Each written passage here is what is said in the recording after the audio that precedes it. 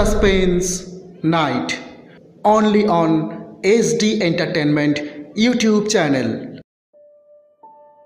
বাংলা সাহিত্যের রোমাঞ্চকর কিছু গল্প দিয়ে সাজানো আমাদের এই বিশেষ নিবেদন সাসপেন্স নাইট। সাসপেন্স নাইটে আজ আপনাদের জন্য থাকছে পাশের ঘরেই সে আছে। রচনা মানবেন্দ্র পাল। গল্পে সূত্রধর এবং লেখকের ভূমিকায় সূর্য, বিভাবতীর চরিত্রে চান্দ্রেয়ী, অঞ্জনার চরিত্রে উশ্রী, বিভাবতীর ছেলের চরিত্রে বিশ্বজিৎ এবং মালতীর চরিত্রে লক্ষ্মী। শুরু হচ্ছে আজকের গল্প পাশের ঘরেই সে আছে।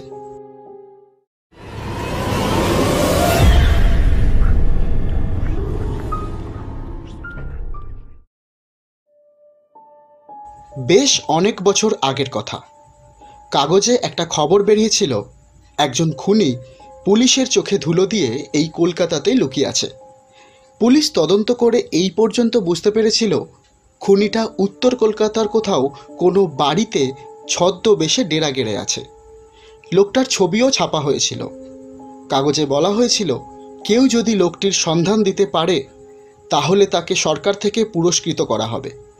সে সময়ে এখনকার মতো এত খুন খারাপই হতো না, তাই এরকম একজন ভয়ঙ্কর খুনিকে পুলিশ ধরতে পারছে না। আর সে বহাল তবিয়েতে এই কলকাতাতেই রয়েছে জেনে রীতিমতো ভয় পেয়ে গিয়েছিলাম। আর ভয় পেয়েছিলাম বলেই ব্যাপারটা এখনও আমার মনে আছে। এরপর সেই খুনিটা ধরা পড়েছে কিনা সে খবর আর পায়নি, অন্তত কাগজে কিছু চোখে পড়েনি। জানতে পেরেছিলাম অনেক বছর পরে, সেও খবরের কাগজ পড়েই। ঘটনাটা এই রকম। মানিকতলার ব্রিজের ওপারে একটা 2 রুমড ফ্ল্যাট কিনেছিলেন বিভাবতী সরকার। টাকাটা দিয়েছিল তার বড় ছেলে, দিল্লিতে চাকরি করে। মাকে বলেছিল, তুমি তো কলকাতা ছেড়ে নড়বে না, টাকা দিচ্ছি একটা নতুন ফ্ল্যাট কিনে নাও।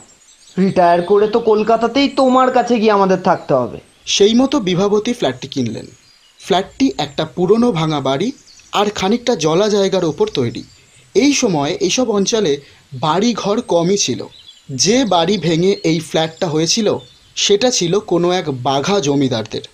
জমিদারি কবে চলে গিয়েছে, জমিদারের বংশধরেরাও কলকাতার বিভিন্ন জায়গায় ছড়িয়ে ছিটিয়ে ছিল, কিন্তু সাবেকি জমিদারি মেজাজটি ছিল পূর্বপুরুষদের মতোই।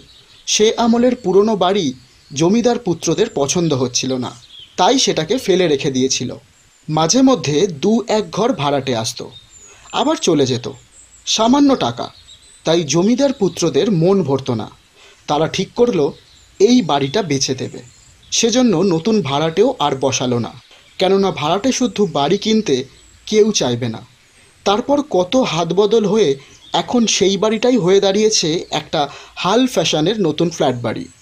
কিন্তু পিছনের অংশে এখনও এখানে সেখানে ছড়িয়ে রয়েছে ঢোলকলমি, জলাডোবা আর বনতুলসীর ঝোপ। হঠাৎ দেখলে মনে হয় না জায়গাটা শহর কলকাতার মধ্যে। এইখানেই 2টো ঘর নিয়ে থাকেন বিভাবতী। একাই থাকেন তার পুজো আর্চা নিয়ে। খুব ভক্তিমতী, নিজেই রাঁধেন। একটি কাজের মেয়ে রয়েছে, সে সারাদিন তাকে সাহায্য করে, তার সঙ্গেই গল্প করে তার সময় কাটে।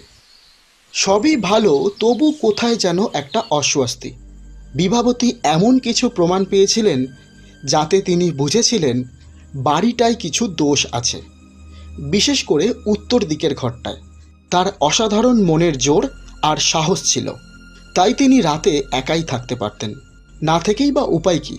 ছেলের এতগুলো টাকা খরচ করে ফ্ল্যাট কিনেছেন, এখন ছেড়ে দিয়ে যাবেন কোথায়? ছেলেকেই বা কি বলবেন? বাধ্য হয়ে তিনি মুখে কুলুপ এঁটে থাকতেন, কাউকে কিচ্ছু বলতেন না। এখানে তার কয়েকজন আত্মীয় স্বজন আছে, তারা মাঝে মধ্যেই তার সঙ্গে দেখা করতে আসতো, কিন্তু কাউকে তিনি রাতে থাকতে বলতেন না। আত্মীয়রাও তাকে খুব পছন্দ করত। এই বয়সে তিনি এখানে একা থাকেন, এই নিয়ে তারাও ভাবত। কিন্তু বিভাবতী হেসে বলতেন তিনি ভালোই আছেন, তাছাড়া ঠাকুর যা করবেন তাই হবে, অনর্থক ভেবে লাভ কি? এতখানি ভগবানের ওপর বিশ্বাস দেখে আত্মীয়রা আর কিছু বলতো না, শুধু জানিয়ে যেত অসুখ বিসুখ করলে তিনি যেন তাদের খবর দেন। তা তিনি বুদ্ধিমতীর মতো একটি কাজ করেছিলেন। টেলিফোন নিয়েছিলেন, আর সেটা রেখেছিলেন মাথার কাছে একটা টুলের ওপরে। মনে মনে অবশ্য জানতেন অসুখ বিসুখ ছাড়া আর যে ভয়টা নিঃশব্দে তিনি হজম করে যান, তার প্রতিকার টেলিফোন করে লোক ডেকে হবে না। টেলিফোন নেবার কিছুদিন পরেই একটা ঘটনা ঘটল। মাঝে মধ্যে তিনি দু একজনকে ফোন করেন, কিন্তু তাকে বড় একটা কেউ ফোন করেন না। হঠাৎ সেদিন গভীর রাতে টেলিফোন বাজার শব্দে তার ঘুম ভেঙে গেল। এত রাতে কে টেলিফোন করছে? নিশ্চয়ই রং নাম্বার। তিনি মশারির মধ্য থেকে হাত বাড়াতে যাচ্ছেন। হঠাৎ দেখলেন মশারির বাইরে থেকে একটা কালো লোমশ হাত রিসিভারটা তার দিকে বাড়িয়ে দিচ্ছে। হ্যাঁ, শুধুই একটা হাত। তিনি চমকে উঠলেন, ভয় পেলেন, কিন্তু মুহূর্তেই সামলে নিয়ে শান্ত গলায় বললেন, কে তুমি? কি চাও? উত্তর পাওয়া গেল না। শুধু অস্পষ্ট একটা পায়ের আওয়াজ ঘরের বাইরে চলে গেল। তিনি আর উঠলেন না। ভগবানকে স্মরণ করে আবার শুয়ে পড়লেন। সকালে উঠে ভাবলেন তিনি কি স্বপ্ন দেখছিলেন? তখনই চোখে পড়ল রিসিভারটা টুলের নিচে ঝুলছে। বিনবিন করে বিন্দু বিন্দু ঘাম ফুটে উঠল তার মুখে। তারপরেই তিনি নিজেকে শক্ত করে নিলেন। সংসারের সব কাজই রোজকার মতো করলেন। কাউকে রাতের ঘটনা বলবেন না, বললেই রটে যাবে ফ্ল্যাটটা ভুতুড়ে, আর সে কথা ছেলের কানে গেলে তারা আর আসবে না। একটা কথা ভেবে তার ভয় হলো। এখানে এসে পর্যন্ত তিনি বুঝতে পারছিলেন উত্তরের ওই ঘরটায় কিছু একটা আছে, তবে এ ঘরে কোনো দিন আসেনি। নিশ্চিন্ত ছিলেন, কিন্তু গত রাতের ঘটনায় তিনি বুঝতে পারলেন এ ঘরেও আসতে শুরু করেছে। তাহলে তিনি এখানে থাকবেন কি করে? তারপরই তার মনে হলো লোকটা কিন্তু তার ক্ষতি করার চেষ্টা করেনি। কে তুমি? কি চাও? শান্ত ধীর গলায় প্রশ্ন করতেই সে রিসিভারটা ফেলে রেখে চলে গিয়েছিল। কেনই বা এসেছিল, কেনই বা চলে গিয়েছিল, তার উত্তর খুঁজে পেলেন না। আরও একটা উত্তর তিনি পেলেন না। অত রাতে কে তাকে ফোন করেছিল? সত্যি কি রং নাম্বার? যাই হোক, এদিনের পর থেকে আর সে এ ঘরে ঢোকেনি। কিন্তু গোল বাঁধালো একদিন কাজের মেয়েটা। তিনি ঠিক করলেন কাজের মেয়েটাকে রাতে তার কাছেই থাকতে বলবেন, তার জন্য বেশি মাইনেও দেবেন। মেয়েটাও রাজি হয়েছিল, কিন্তু এরই মধ্যে একটা ঘটনা ঘটল। সেদিন সন্ধ্যাবেলা হঠাৎ আলোগুলো নিভে গেল। বিভাবতী বুঝলেন লোডশেডিং, এ তো রোজকার ব্যাপার। কিন্তু হঠাৎই কাজের মেয়েটা ভয়ে কাঁপতে কাঁপতে ছুটে এলো। মুখ থেকে তার কথা বেরোচ্ছে না। বিভাবতী বললেন, কি রে মালতী, কি হয়েছে? মালতী অতি কষ্টে শুধু বললে, একটা লোক। মালতী আঙুল দিয়ে ওদিকের ঘরটা দেখিয়ে দিল। তারপর কোনো রকমে বলল, ওই ওই ওই ঘরটা ঝাঁট দিতে ঢুকেছিলাম, সঙ্গে সঙ্গে লোডশেডিং, আর তখনই আমি স্পষ্ট দেখলাম একটা লম্বা মতো লোক ঘরের মধ্যে কোমরে হাত দিয়ে দাঁড়িয়ে আছে। বিভাবতীর বুকটা ভয়ে কেঁপে উঠল। লোক বলতে মালতী যে কি বোঝাতে চাইছে তা বুঝতে তার আর বাকি রইল না। কিন্তু মুখে সাহস দেখিয়ে তিনি বললেন, ও ঘরে লোক আসবে কোথা থেকে? নিশ্চয়ই চোখের ভুল।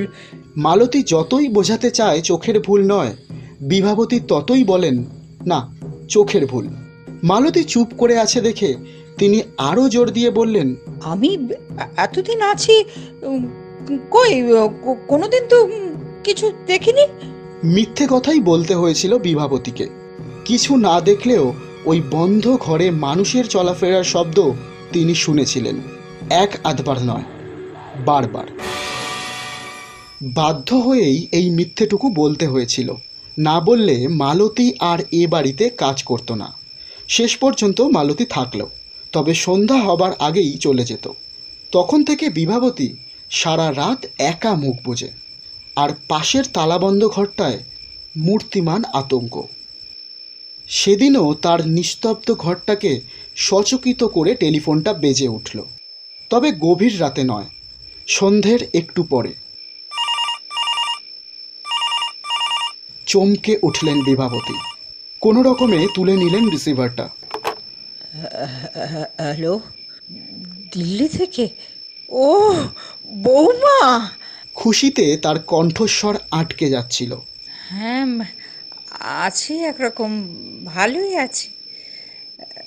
আচ্ছা, তুমি কি আগে একদিন অনেক রাত্রে ফোন করেছিলে? ও, করনি? ও, হ্যাঁ, তাহলে রং নাম্বার বোধহয়। হ্যাঁ, মানে ওই অনেক রাত্রে কেউ ফোন করেছিল, বুঝলে। উম, না মানে কথা বলা হয়নি, কেটে গিয়েছিল। ও, তুমি আসবে পরশুদিন? খুব খুশি হলাম জানো। মাত্র এক রাতের জন্য, তোমার বন্ধুর বিয়েতে। আচ্ছা, থাকতে পারবে না দুদিন? ও, ঠিক আছে, কি আর করা যাবে, তাই এসো। বিভাবতী দেবী রিসিভারটা রেখে দিলেন। তারপর মুখ তুলতেই তিনি চমকে উঠলেন। ঘরের বাইরের জানলার গড়ার ধরে লম্বা মতো কেউ যেন একটা দাঁড়িয়ে। কে কে ওখানে? সঙ্গে সঙ্গে মূর্তিটা সরে গেল, যেন অন্ধকারে মিলিয়ে গেল। বিভাবতীর রক্ত হিম হয়ে গেল। ও কি শুনতে এসেছিল? এ বাড়িতে নতুন কেউ আসছে কিনা? বিভাবতীর ছেলের বউ অঞ্জনা দিল্লিতে একটা বিখ্যাত ইংরেজি কাগজের অফিসে কাজ করে। কলকাতায় তার এক বন্ধুর বিয়েতে আসছে। রাতটুকু শুধু শাশুড়ির কাছে থাকবে, পরের দিন সকালের ফ্লাইটেই দিল্লি ফিরে যাবে। মাত্র একটি রাত বৌমা তার কাছে থাকবে। বিভাবতী মনকে বোঝান, যেটুকু নিজের লোককে কাছে পাওয়া যায় ততটুকুই আনন্দ। তবু তাকে মনের মতো রেঁধে বেড়ে খাওয়াতে পারবেন না, এটাই ওনার দুঃখ হলো। সে নেমন্তন্ন আসছে কি না, সেই সঙ্গে তার একটু ভয়ও করল। ওই যাকে এ বাড়িতে প্রায় দেখা যায়, বৌমাও তাকে দেখে ফেলবে না তো?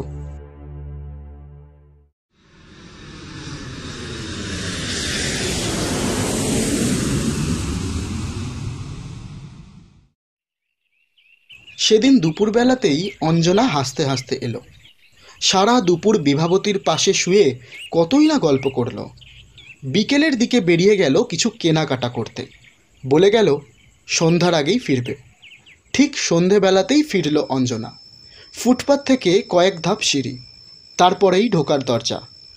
কলিং বেল টিপতে যাচ্ছিল, দরকার হলো না। মালতী দরজা খুলে বেরিয়ে যাচ্ছে তাড়াতাড়ি। বৌদিকে দেখে একটু হাসল। কি কাজ হয়ে গেল? হ্যাঁ। বাড়ি যাচ্ছ? হ্যাঁ হ্যাঁ হ্যাঁ। অঞ্জনা ভেতরে ঢুকে দরজা বন্ধ করে দিল। এবার একটু প্যাসেজটা অন্ধকার। অঞ্জনা এগিয়ে যাচ্ছিল। হঠাৎ মনে হলো সে যেন এগোতে পারছে না, কিসে যেন বাধা পাচ্ছে। মনে হচ্ছে কেউ যেন তাকে ঠেলে বের করে দিতে চাইছে। অঞ্জনা থতমত খেয়ে গেল। তখনই তার মনে হলো তার সামনে দুহাত দূর থেকে কেউ যেন দাঁড়িয়ে রয়েছে। চোর? অঞ্জনা দিল্লিতে খবরের কাগজের অফিসে চাকরি করা মেয়ে। সংবাদ সংগ্রহের জন্য তাকে নানা জায়গায় ছুটতে হয়। অত সহজে সে ভয় পায় না। ধমকের সুরে বলল, কে কে ওখানে? পরক্ষণেই মনে হলো কেউ যেন পথ ছেড়ে সরে গেল। পাছে মা ভয় পান, তাই ব্যাপারটা নিয়ে অঞ্জনা বেশি হইচই করল না। মায়ের ঘরে ঢুকে শুধু একটাই কথা বলল, মা, প্যাসেজটায় আলোর ব্যবস্থা নেই? বিভাবতী অবাক হয়ে বললেন, আছে তো, এই তো মালতী গেল আলো জেলে। কিন্তু আমি তো দেখলাম অন্ধকার। বিভাবতী বললেন, তাহলে হয়তো বাল্বটা কেটে গেছে। আধ ঘন্টার মধ্যে অঞ্জনা সাজসজ্জা করে বিয়ে বাড়ি চলে গেল। রাত 10টায় যখন ফিরল তখন দেখলো প্যাসেজে দিব্যি আলো জ্বলছে। এবার তাড়াতাড়ি শোবার পালা, কাল সকালেই আবার প্লেন ধরতে হবে। বিভাবতী তার বিছানাতেই অঞ্জনার শোবার ব্যবস্থা করেছিলেন। মাত্র একটা রাত নিজের বৌমাকে কাছে নিয়ে শোবেন। অঞ্জনা কিন্তু শাশুড়ির সঙ্গে শুতে রাজি হলো না। বললে, ওদিকের ঘরটা তো খালি পড়ে আছে মা, আমি ওখানে শুয়ে পড়ব।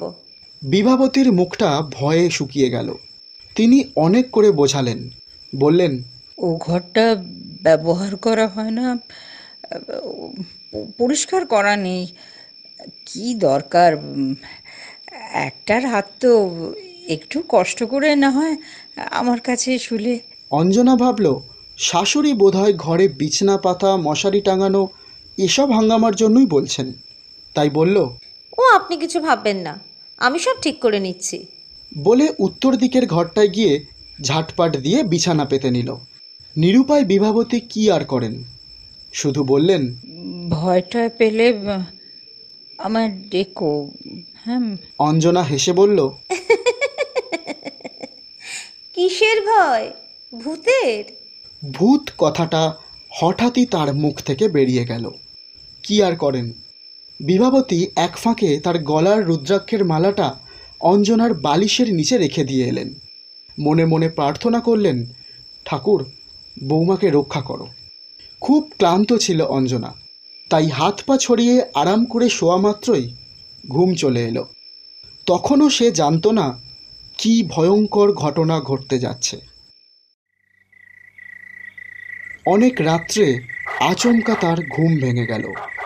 অসহ্য গরমে তার নিঃশ্বাস যেন আটকে যাচ্ছে। মশারির মধ্য দিয়ে তাকিয়ে দেখল পাখা চলছে না। কি গরম! আবার লোডশেডিং হলো নাকি? বাবা ধুর, কলকাতায় এত লোডশেডিং হয়? কিন্তু তখনই বাইরের জানলা দিয়ে চোখ পড়তে দেখল রাস্তার আলোগুলো দিব্যি জ্বলছে। তাহলে হঠাৎই তার মনে হলো ঘরের মধ্যে আরও কেউ রয়েছে।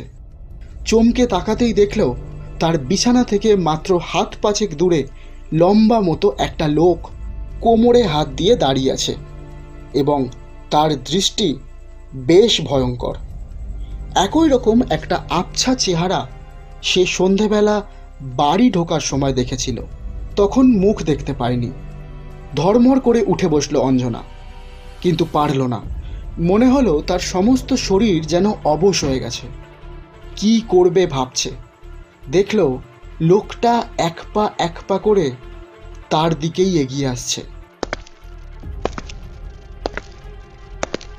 চিৎকার করতে গেল, পারল না। মুখ থেকে শুধু একটা গোঁ গোঁ শব্দ বেরিয়ে এলো। ততক্ষণে মূর্তিটা একেবারে মাথার কাছে এসে দাঁড়িয়েছে, একটা হাত দিয়ে মশারিটা তুলছে। তারপরই কনকনে ঠান্ডা একটা হাত তার বাঁ হাতটা চেপে ধরে টানতে লাগলো।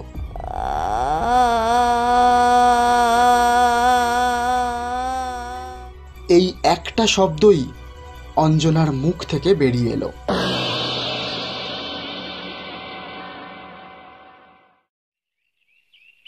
তারপর আর কিচ্ছু মনে নেই।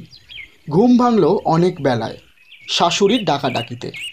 প্রথমে মনে হয়েছিল রাতে দুঃস্বপ্ন দেখেছিল, কিন্তু নিজের হাতের দিকে তাকাতেই স্তম্ভিত হয়ে গেল। হাত মুচড়ে ধরার দাগটা লাল হয়ে আছে, আর তার মাথার দিকের মশারিটাও খানিকটা উঁচু হয়ে আছে। অঞ্জনা বলল, মা, আপনি আর এখানে একা থাকবেন না, আমার সঙ্গে চলুন। বিভাবতী বললেন, হুট করে কি এখানকার পাট চুকিয়ে চলে যাওয়া যায়? ও, তবে আমি এখন যাই। খুব তাড়াতাড়ি আপনার ছেলেকে নিয়ে আসছি, তারপর একসঙ্গে বসে আলোচনা করে ঠিক করা যাবে। এ কদিন একটু সাবধানে থাকবেন। ব্যাপারটা অঞ্জনা সহজে ছেড়ে দেয়নি। এই বাড়িতে এক রাত্রির থাকার ভয়ঙ্কর অভিজ্ঞতা কাগজে লিখল। কলকাতায় এসে পুরনো কাগজপত্র ঘেঁটে যে তথ্যটা বের হয়েছিল তা হচ্ছে, সেই দীর্ঘদেহী খুনিটা পুলিশের চোখে ধুলো দিয়ে এই বাড়িতেই লুকিয়েছিল। সাহস করে কেউ পুলিশকে খবর দিতে পারেনি, কিন্তু জমিদার পুত্রদের একজন বাড়িটা খালি করবার জন্য একদিন লেঠেল পাঠিয়ে তাকে খুন করে এইখানেই পুঁতে রাখে। পুলিশ পরে এসে মাটি খুঁড়ে লাশের সন্ধান করে। আশ্চর্য, লাশ কিন্তু পাওয়া যায়নি।